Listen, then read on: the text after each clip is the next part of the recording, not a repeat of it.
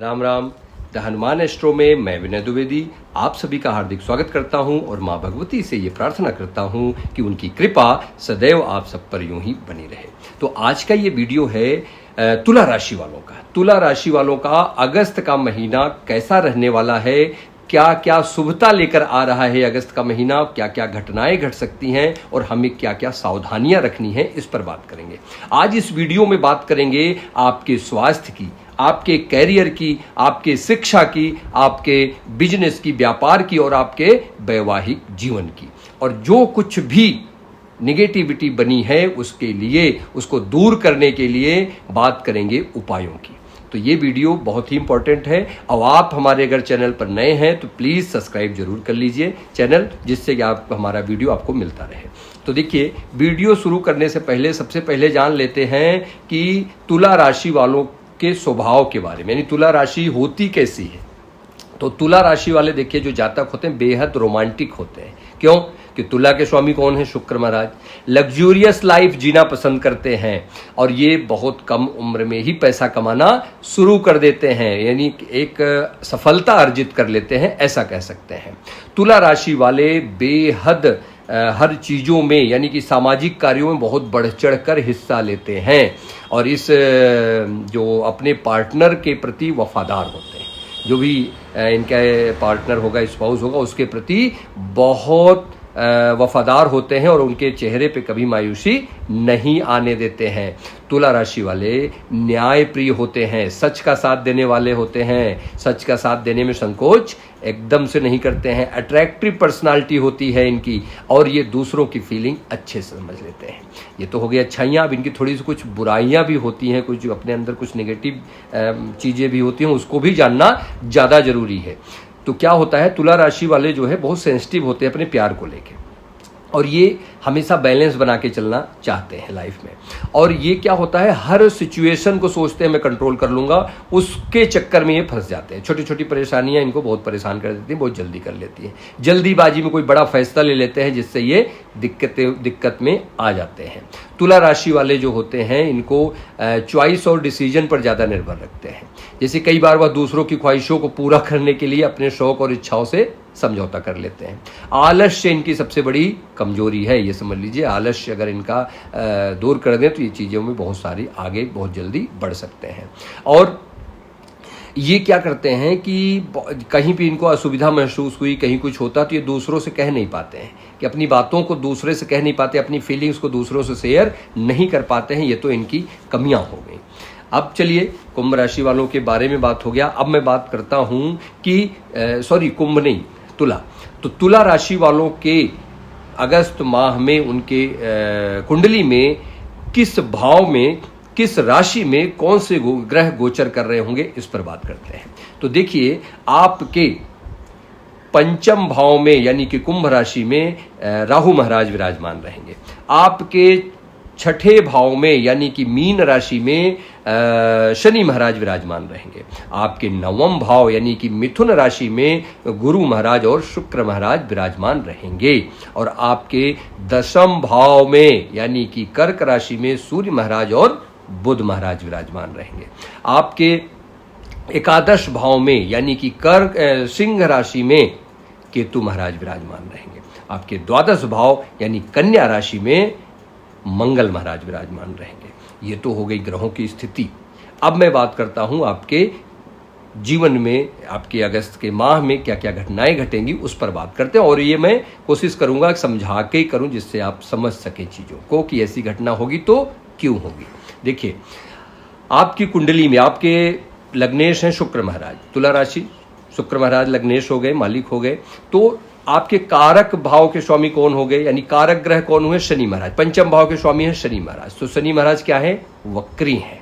तो शनि महाराज, आपके कारक भाव के स्वामी शनि महाराज वक्री हैं और लग्न पर अतिचारी गुरु यानी कि बहुत जल्दबाजी में है गुरु महाराज, उनकी दृष्टि है। तो ये क्या रहेगा, ये समय अच्छा भी और बुरा भी। अब अच्छा क्या होगा, बुरा क्या होगा, इस पर बात करते हैं। तो देखिए, जब योग कारक ग्रह वक्री हैं तो क्या करेंगे, आपको बहुत सारी अपॉर्चुनिटीज देंगे, बहुत सारी, यानी कि बहुत सारी अपॉर्चुनिटीज आपको मिलेंगी। लेकिन गुरु अतिचारी हैं, जो कि देख रहे हैं लग्न को, तो क्या होगा, आपको डिस्परेशन यानी निराशा आपको बहुत होगी इस महीने। तो अगर आप वो डिस्परेशन जहां दिखाएंगे वहां पे आपके काम बिगड़ने शुरू हो जाएंगे। तो इसलिए आपको एक नई ऊर्जा के साथ लगे रहना। जब आपको पता है कि आपको डिस्परेशन नहीं दिखाना है तो क्या करना है, ये चीज़ें पता हो गई तो आप अपने ऊर्जा के साथ, एनर्जी के साथ लगे रहिए। अब चलिए मैं डिटेल्ड बात करता हूं कि आपके सेहत के बारे में बात करता हूं। तो सेहत की बात करूं तो देखिए, मंगल आपके मार्केश हैं। मार्केश कौन होता है, आपके दूसरे भाव के स्वामी और आपके सातवें भाव के स्वामी। तो दूसरे भाव के स्वामी और सातवें भाव के स्वामी मंगल हो गए, क्योंकि दूसरे भाव में आपके वृश्चिक राशि है और सातवें भाव में मेष राशि है। उसके स्वामी मंगल, और मंगल अभी गोचर में कहाँ बैठे हुए हैं बताया, 12वें भाव में बैठे हैं कन्या राशि में। तो ये मार्केश का 12वें में बैठना, 12वां हॉस्पिटल्स का है। मंगल खुद चोट चपेट के कारक है, एक्सीडेंट के कारक है। तो अभी आपको चोट चपेट लगने के, इंजरी के योग बन रहे हैं। तो आप बहुत ध्यान रखिएगा, चोट चपेट होगा। और जो पहले से बीमारी कोई चली आ रही आपको, जो पहले से भी बीमारी हो कोई आपको, वो बढ़ सकती है, उसका आपको बहुत ध्यान देना है, क्योंकि वो बीमारियों का आपको बहुत ध्यान रखना है। तो उसमें और क्या क्या चीज़ें हैं, 12वां भाव नींद का होता है, स्लीप डिसऑर्डर हो सकते हैं, आपको कमर के आसपास प्रॉब्लम रह सकती है, बैक पेन जिसे कहते हैं वहाँ प्रॉब्लम रह सकती है आपको, और सांस से संबंधित प्रॉब्लम, कफ हो गया, कफ की वजह से सांस लेने में दिक्कत, ये सारी चीज़ें आ सकती हैं। चेस्ट के आसपास, वो भाई सांस कफ सब यहीं से रिलेटेड है, चेस्ट के आसपास प्रॉब्लम हो सकती है। हार्मोनल डिसऑर्डर हो सकता है, जोड़ों का दर्द इस महीने बहुत परेशान कर सकता है आपको। तो चलिए अब बात करते हैं आपके धन की। धन की क्या स्थिति रहेगी, तो धन की ठीक है, बस आपको लालच पर अपने ध्यान रखना है। क्यों, उसको बताता हूँ। देखिए, लग्न पर आपके गुरु महाराज की दृष्टि है। गुरु महाराज देख रहे हैं, गुरु क्या है, अतिचारी। अतिचारी मतलब क्या होता है बताया, जल्दबाजी में। तो लग्न पर गुरु हैं और राहु की, यानी गुरु तो देख रहे हैं, राहु भी देख रहे हैं। तो ऐसे तो और गुरु जो है लग्नेश के साथ बैठे हुए हैं। तो क्या होता है कि थोड़ा सा लालच देते हैं, राहु लालच देते हैं ना, भ्रम देते हैं। आप उस लालच में अगर फंस गए तो प्रॉब्लम में आ जाएंगे, ये ध्यान रखिएगा। और गुरु आपके 2 उपचय भाव के स्वामी हैं, एक तो तीसरे भाव के और एक दूसरे जो है आपके छठे भाव के। तो उपचय भाव के स्वामी जब आपके लग्नेश के साथ बैठे हैं तो क्या होगा कि गति देंगे, मतलब एक गति प्रदान करेंगे, यानी शीघ्रता देंगे आपको धन में, पैसे में, कमाने में। थोड़ी सी जल्दबाजी में, जल्दी में कुछ ना कुछ आपको इनकम जरूर कराएंगे।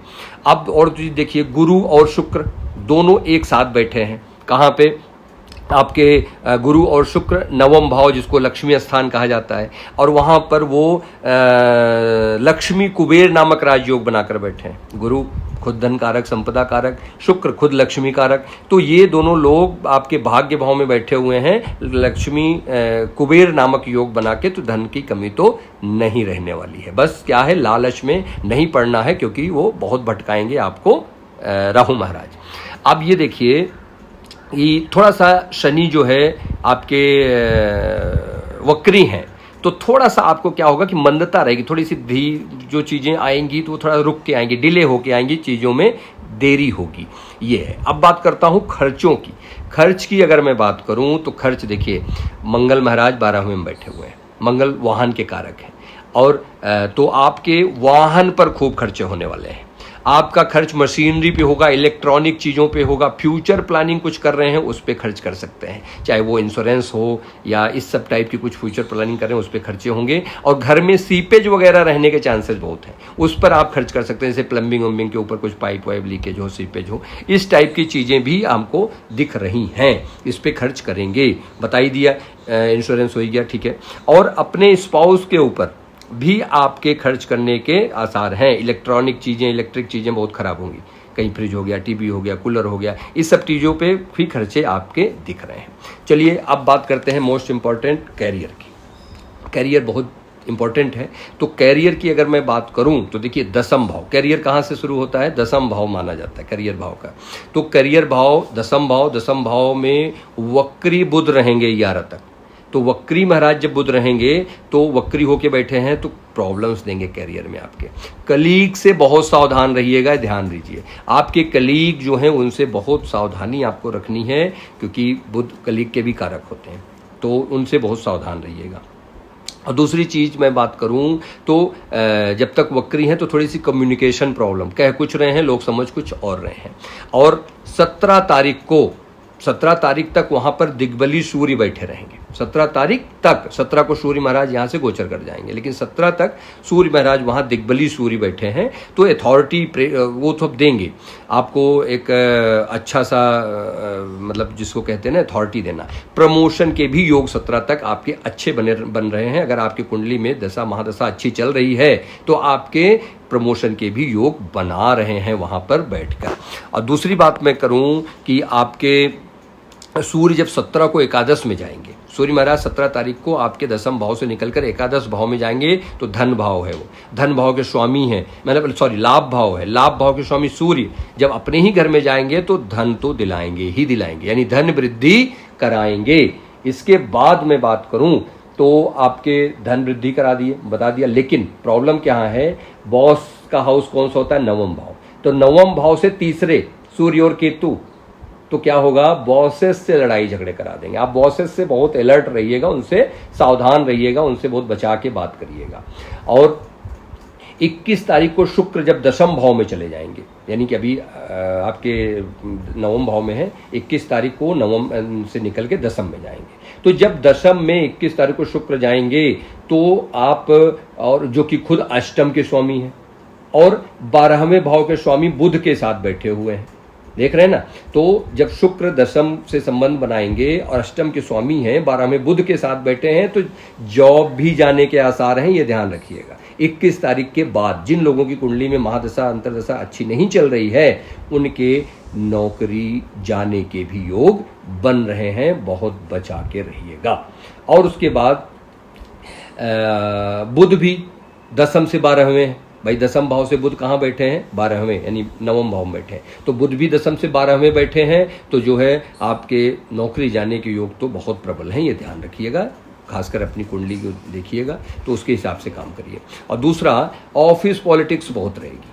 ऑफिस में आपको क्या करना है, मेल है तो फीमेल को कुछ फ्लर्टिंग वगैरह जो होती है ना, वो अगर जरा सा आपने इतना बोला वो इतना बड़ा हो जाएगा। इसलिए मेल है तो फीमेल के प्रति, फीमेल है तो मेल के प्रति कोई फ्लर्टिंग, कोई ऐसा वर्ड यूज मत करिए, नहीं तो ये राई का पहाड़ बनते देर नहीं लगेगी। अब चलिए बात करते हैं व्यापार की। जो लोग बिजनेस कर रहे हैं, तो देखिए बिजनेस के भाव कहाँ से देखते हैं, 7वें भाव से। तो 7वें भाव के स्वामी मंगल महाराज कहाँ बैठे, 12वें में। तो क्या हुआ, खर्चे के भाव में। खर्चे तो अनलिमिटेड होंगे, खर्चे खूब होंगे, कहाँ, मशीनरी वगैरह पर भी खूब खर्चे आपके होने वाले हैं। तो खर्च तो बहुत बढ़ा देंगे। वक्री शनि की दृष्टि भी है, तो अचानक से हानि करा सकते हैं, मतलब कोई लॉस हो गया आपका सडन, वो करा सकते हैं वहां से बैठ के।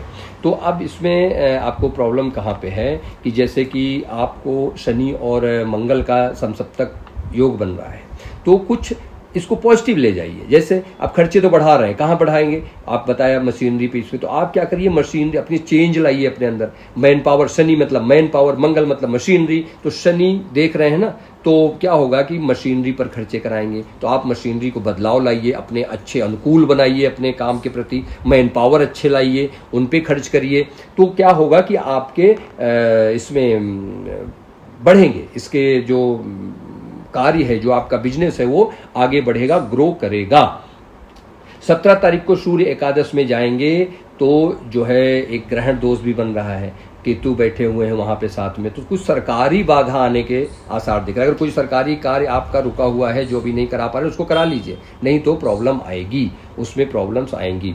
और शुक्र 21 को केंद्र में जाएंगे, केंद्र भाव में आ जाएंगे आपके शुक्र, यानी कि 10वें स्थान में जब शुक्र महाराज आ जाएंगे तो बुध और शुक्र की युति हो जाएगी। तो मार्केटिंग करने के लिए ये बहुत अच्छा टाइम है, यानी कि 21 के बाद जो मार्केटिंग आप करेंगे वो आपको प्रॉफिट देगा, आपको लाभ देगा। अब मैं बात करता हूं लव लाइफ की, जो लोग प्यार में हैं। तो देखिए पंचम में राहु महाराज बैठे हैं। राहु क्या है, राहु भ्रम है, राहु भ्रम जाल है, तो आपके प्यार में भ्रम पैदा करेंगे, भ्रम इल्यूजन भरा रहेगा। गुरु की दृष्टि है तो थोड़ा सा चीज़ों पे वो शुभता लाएंगे, कंट्रोल करेंगे, लेकिन लड़ाई झगड़े को बचा के रखिए। 17 तारीख को सूर्य जाएंगे आपके एकादश भाव में, वहां से पंचम को देखेंगे, यानी आपके प्यार भाव को देखेंगे तो क्या करेंगे, लड़ाई झगड़े, क्योंकि केतु भी बैठे हैं तो सेपरेशन, ब्रेकअप वगैरह ला सकते हैं, तो इसका ध्यान रखिएगा। अब मैं बात करता हूं वैवाहिक जीवन की। तो वैवाहिक जीवन में देखिए, वैवाहिक जीवन सप्तम भाव से होता है, तो सप्तम भाव के स्वामी 12वें में बैठे हैं। तो सप्तम भाव के स्वामी 12वें में और मंगल दोष बना रखे हैं और मंगल पर शनि महाराज की दृष्टि है।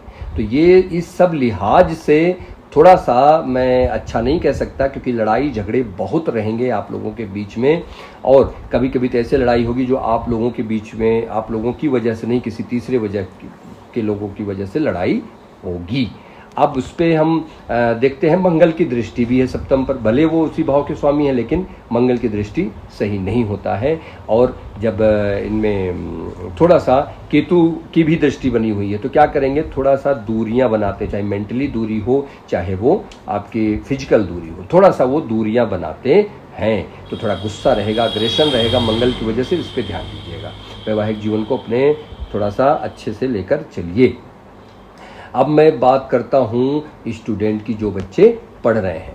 तो स्टूडेंट बताया वही हाल है, राहु है पंचम में, तो बहुत मन भटकाएंगे। ऐसा लगेगा कि आपको सब कुछ आ गया लेकिन आपको आता कुछ नहीं होगा। आपको लगेगा कि हाँ हमें सब कुछ आ गया, तो लेकिन वो प्रॉब्लम होगा। रिवीजन करने की आदत डालिए, क्योंकि रिवीजन नहीं करेंगे तब तक वो गायब ही रहेगा, वो कुछ भी आपको नहीं समझ में आएगा।